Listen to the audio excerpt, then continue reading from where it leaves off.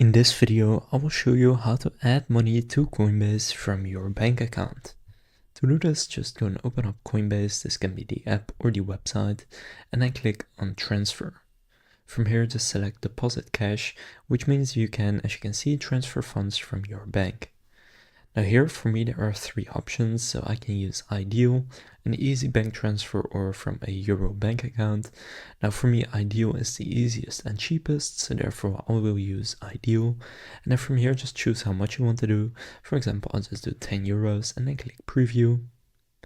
Then from here go and click on deposit now. And then if you also selected Ideal, from here just pick whichever bank you use and then just actually go and pay for it. So now you know how to add money to Coinbase from your bank account. If this video was helpful, please consider leaving a like and subscribing to my channel. With that being said, I will see you in the next video.